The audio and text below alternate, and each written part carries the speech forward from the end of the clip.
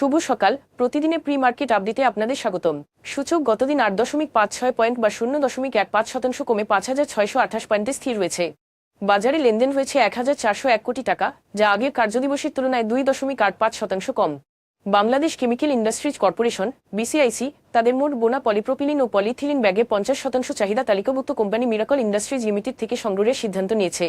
এই পদক্ষেপে কোম্পানিটির অর্ডার প্রবাহ বাড়বে এবং ব্যবসা সম্প্রসারণে সহায়তা করবে। ব্যাংক এশিয়ার ব্যবস্থাপনা পরিচালক এমডি সোয়াইল রেজা খালেদ হোসেন আগামী 30 কার্যদিবসের মধ্যে ঢাকা স্টক এক্সচেঞ্জ ডিএসই থেকে ব্যাংকের 1 লাখ শেয়ার কেনার পরিকল্পনা ঘোষণা করেছেন। এমজিএল বাংলাদেশ পিএলসি সহযোগী প্রতিষ্ঠান ওমেরা পেট্রোলিয়াম লিমিটেড 227 কোটি টাকা চুক্তিতে প্রিমিয়ার এলপি গ্যাস লিমিটেড পিএলপিজি অধিগ্রহণ করতে যাচ্ছে। পিএলপিজি টোটাল গ্যাস বাংলাদেশ ব্র্যান্ডে এলপিজি বাজারে কার্যক্রম পরিচালনা করছে।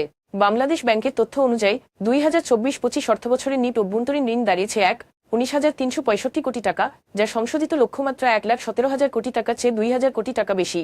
এখন এ পর্যন্তই। বিকেলে আবারও আসছে ডেইলি মার্কেট আপডেট নিয়ে। সে পর্যন্ত আমাদের সঙ্গেই থাকুন। ধন্যবাদ।